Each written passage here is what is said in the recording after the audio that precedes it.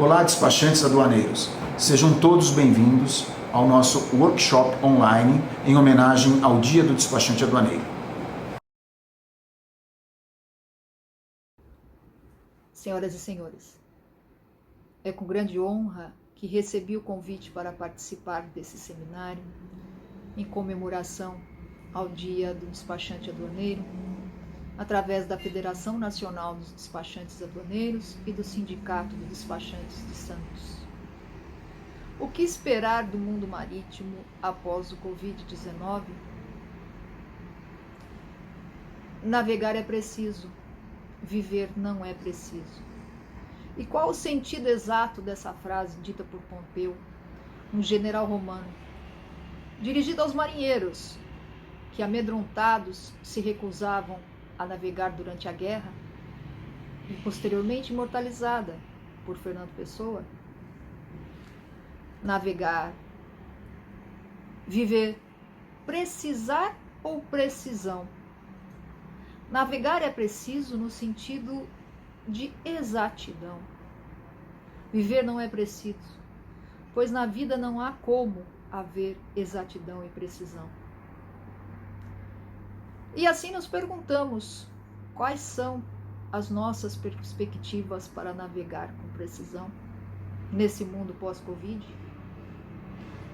Os impactos no comércio marítimo e no comércio internacional ainda não podem ser mensuráveis. O comércio internacional tem sido afetado por diversas medidas tomadas pelo mundo em combate à pandemia, que acabaram afetando o comércio marítimo como um todo e resultaram na redução ou atraso nas escalas de atracação de navios, na eficiência das operações portuárias e também no cumprimento das obrigações dos contratos de compra e venda internacional de mercadorias. E além dessas problemáticas envolvendo os navios, ainda se enfrentam alguns problemas na documentação, pela demora ou pela não admissibilidade da emissão do conhecimento do transporte eletrônico, inúmeros cancelamentos de contratos de compra e venda, atrasos na entrega de mercadorias e danos causados às mesmas. E ainda como consequência mundial, o mercado sofre com a falta de contêineres. Com o atraso das operações, principalmente no mercado asiático, constata-se uma escassez global desses equipamentos. São observados também alguns reflexos significativos e não há ainda como se ter a exata noção, a previsão de como serão entendidos os possíveis inadimplementos contratuais. No mercado de fretamento de navios para o transporte de mercadorias, os contratos de fretamento por tempo e por viagem são os mais afetados. E muitas discussões têm surgido acerca de algumas teorias jurídicas sobre possíveis excludentes de responsabilidade do afretador ou do fretador, teses de caso fortuito ou de força maior, exclusão de responsabilidade por onerosidade excessiva, que venham causar não só demurras de navio, demurras de container, atrasos e danos à mercadoria.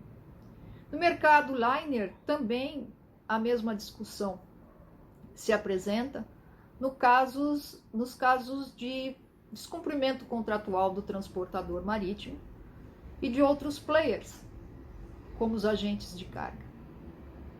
E nesse cenário, como navegar com precisão?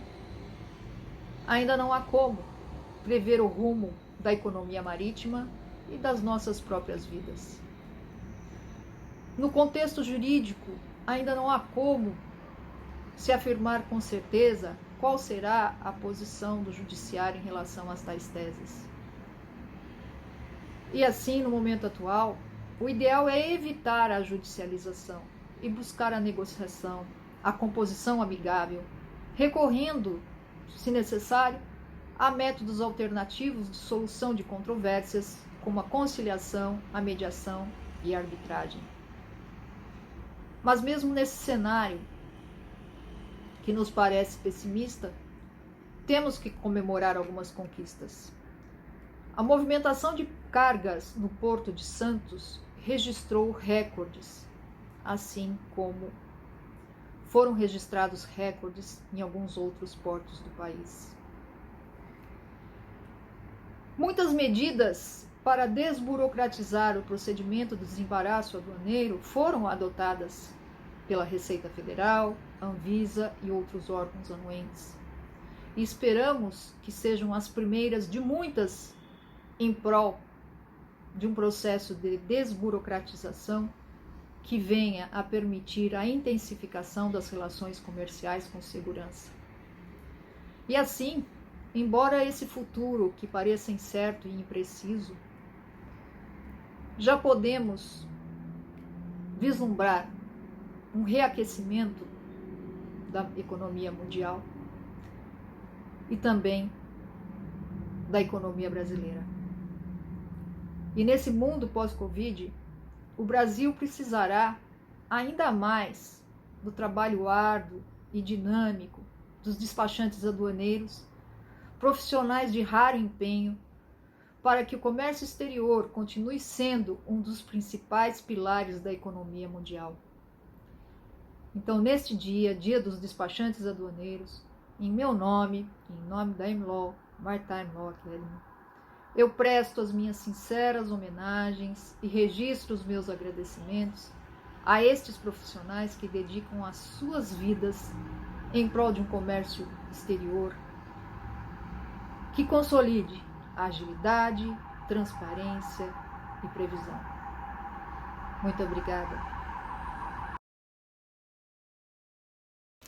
Olá, sou Carlos Araújo, despachante aduaneiro, sediado no Espírito Santo, e estou muito feliz por estar aqui com você. Afinal de contas, hoje se comemora o Dia Nacional do Despachante Aduaneiro. Esta é uma profissão que tem mais de 160 anos, a única regulamentada no comércio exterior, com um registro exclusivo pela Receita Federal, e mais de 95% das empresas de importação e exportação no Brasil utilizam-se de um serviço, dos serviços de um profissional como esse. Eu sei que o momento atual é desafiador, em que empresas e pessoas profissionais estão apreensivos com o que vai acontecer daqui para frente, mas o comércio exterior tem passado por uma transformação digital tremenda. Muito antes disso tudo acontecer, já tínhamos o portal único, a DUI, a do INPE sendo testado, e isso não parou.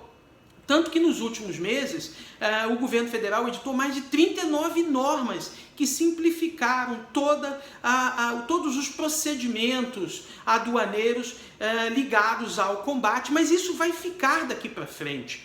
E eu não tenho dúvida de que isso vai continuar. E o que as empresas esperam quando tudo isso passar? Que este profissional esteja atualizado, que este profissional já tenha passado por toda essa transformação digital, vai pegar todo esse conhecimento e vai aplicar no seu negócio no dia a dia. Então, além de deixar essa mensagem de parabéns para você pelo seu dia, pelo meu dia, eu queria dar um conselho: mantenha-se atualizado, aprenda tudo o que for possível.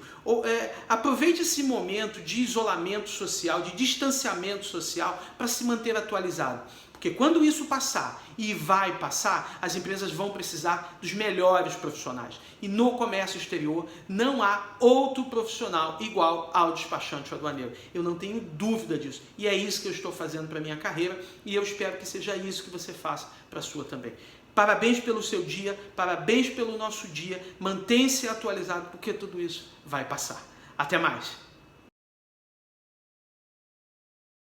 O Brasil está vivendo uma crise sanitária ocasionada pela Covid-19, pelo coronavírus. Essa crise sanitária vai acarretar uma recessão na economia, não só na economia brasileira, como na economia mundial. A Organização Internacional do Trabalho editou um parecer que acredita que 25 milhões de postos de trabalho deixem de existir. Não é só o desemprego, são postos de trabalho que deixarão de existir no mundo todo, o que fez com que essa crise sanitária, a Covid-19, atingisse em cheio o mundo do trabalho, a relação de trabalho. Não só a relação de trabalho formal, do trabalhador com registro em carteira, mas também do trabalhador informal, que é o trabalhador mais vulnerável nessa crise econômica. Para poder enfrentar essa crise econômica, o governo editou medidas trabalhistas, editou várias medidas provisórias. As medidas provisórias 927 e 936, elas tratam especificamente de proteção ao emprego e à renda do trabalhador, flexibilizam a legislação trabalhista, possibilitam redução proporcional do salário da jornada, suspensão do contrato de trabalho, teletrabalho, antecipação de férias futuras, de feriados, trazem uma série de normas no sentido de combater o desemprego e possibilitar a manutenção do emprego e da renda dos trabalhadores. Essas medidas têm uma aplicação no tempo até o final do estado de calamidade pública. O decreto legislativo número 6 de 2020 reconheceu o estado de calamidade pública até 31 de dezembro de 2020.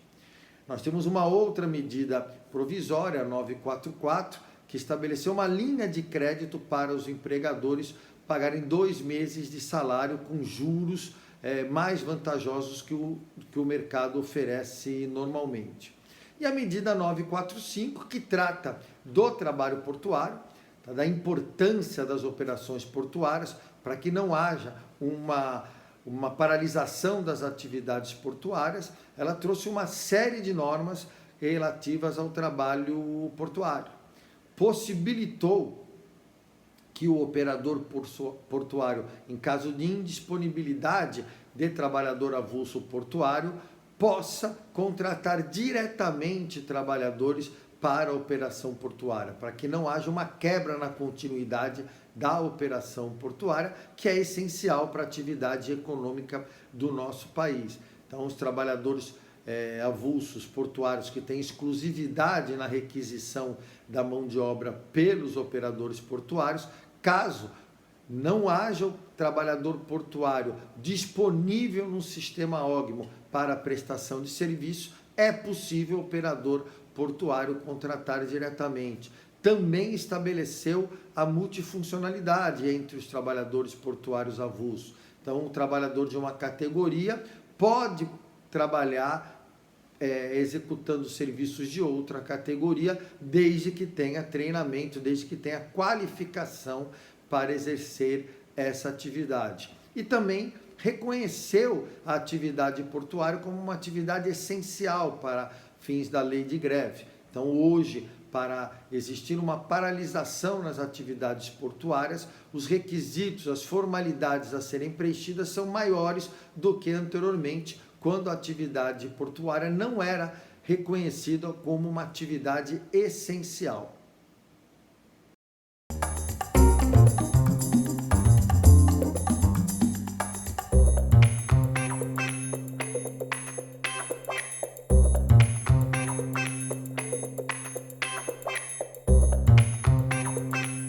Vamos falar um pouco sobre as medidas de combate ao coronavírus na economia. Desde o início de março, quando foi decretada a pandemia mundial, a crise de saúde já produz os efeitos na economia brasileira. O governo federal adotou diversas medidas para socorrer empresas, para socorrer os trabalhadores, para socorrer as pessoas que estão na informalidade. Dentre essas medidas, algumas referem-se à maior injeção de liquidez e oferta de crédito, ampliação da oferta de crédito. Essa oferta de crédito já vinha sendo ampliada, principalmente em função à redução das taxas de juros, que chegaram aí ao mínimo histórico e devem atingir novas mínimas históricas nos próximos meses, o que por si só já estimula o crédito. Bom, essa injeção de liquidez fez ampliar o endividamento dos consumidores no Brasil. Pouco mais de 66% das famílias brasileiras hoje contém alguma dívida, contém algum tipo de dívida. Mas apesar desse endividamento elevado, a inadimplência segue estável, o que é algo favorável nesse contexto negativo. A gente já esperava algum acirramento, né, alguma piora dos indicadores de inadimplência já em abril, que não aconteceu.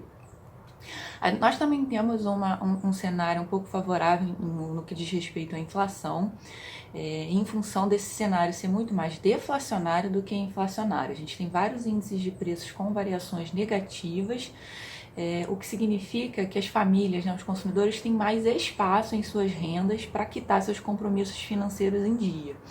Então, esse cenário mais deflacionário influencia positivamente a capacidade de pagamento das famílias em relação às suas dívidas e seus financiamentos. Isso mesmo num contexto de incerteza e num contexto em que a confiança desses consumidores também já está muito abalada, né? A perspectiva em relação ao consumo nos meses à frente segue bastante negativa, já segue sendo influenciada negativamente, o que indica que as pessoas devem mesmo consumir os itens essenciais e deixando os supérfluos ou os produtos que correspondam a um valor maior, né, de suas rendas ou de seus orçamentos para um segundo momento. Há um temor muito grande, né, em relação à questão da manutenção dos seus empregos e também em relação à confiança dos comerciantes. Os empresários do comércio também estão menos confiantes, o que vai postergar algumas decisões de investimento. Agora, é um momento bastante favorável para renegociar dívidas, trocando aquelas dívidas que custem mais por dívidas que custem menos, né? Tanto as empresas quanto as famílias, em função desse cenário benigno em relação ao crédito, em relação aos juros, e que o sistema financeiro está mais aberto aí a socorrer as pessoas. Nesse cenário ainda, falando um pouco ainda da incerteza, essa incerteza tem gerado uma fuga de capitais de mercados emergentes, como nós temos visto, o que tem influenciado bastante a taxa de câmbio, tem pressionado bastante a taxa de câmbio, e a gente tem visto aí a cotação do dólar, principalmente, extrapolar a marca de 5,30 nos últimos dias. Essa taxa de câmbio mais alta, ela favorece as empresas exportadoras. O resultado dessas empresas, ele vai ser favorecido em função de uma receita de exportações maior, com a taxa de câmbio mais elevada. Então, essa fuga de capitais dos mercados emergentes, que tem buscado aí ativos considerados mais seguros, né, em economias mais desenvolvidas, acaba aumentando a taxa de câmbio, mas favorecendo as receitas de exportação e o resultado das empresas exportadoras. Essa incerteza deve permanecer por um tempo, enquanto durarem as medidas, principalmente as medidas de isolamento social. O tempo que for necessário para durarem essas medidas de isolamento social vão ditar aí a recuperação dos vários setores da economia, e por enquanto durarem todas essas medidas, enquanto a gente não puder medir exatamente os efeitos dessas medidas, essa incerteza deve permanecer e esse contexto deve se manter.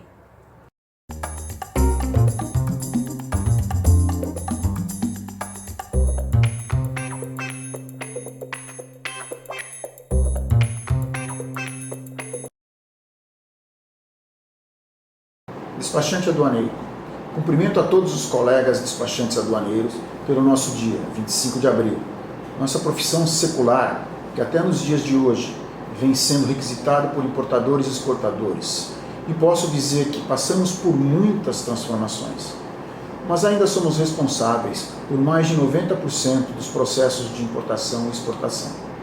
Portanto, somos peça fundamental no comércio exterior, pois temos que falar com vários órgãos, como Receita, Mapa, Anvisa, entre outros. Entendo que, com todo o nosso conhecimento, podemos dizer que o despachante aduaneiro é um consultor aduaneiro. Nós mostramos mais nosso valor, pois com o nosso conhecimento técnico, estamos sempre na linha de frente, liberando produtos para importação e exportação. Somos uma profissão essencial no comércio exterior. Felizmente, os despachantes aduaneiros possuem grande capacidade de adaptação às mudanças que se processam na área. Fato, aliás, que explica a vida longeva da classe. A palavra que mais tenho praticado e faço é um convite para que reflitam sobre ela, é resiliência. Nesse momento, é necessário sair fora da caixa e inovar. Agradeço a todos os convidados que participaram do nosso workshop. Dr. Celso Ricardo Pio, desembargador do Tribunal de Justiça Regional da 2ª Região. Ele abordou as principais mudanças trabalhistas para que você entenda as principais mudanças na área aduaneira. Carlos Araújo, professor, despachante aduaneiro, entusiasta do comércio exterior. Temos que falar também da doutora Eliane Maria Otaviano Martins, mestra, doutora em Direito Marítimo. Isis Ferreira, economista da CNC, falará um pouco para nós sobre falou um pouco para nós sobre os efeitos do coronavírus na economia. Espero que todos estejam bem, fiquem com Deus e muito obrigado.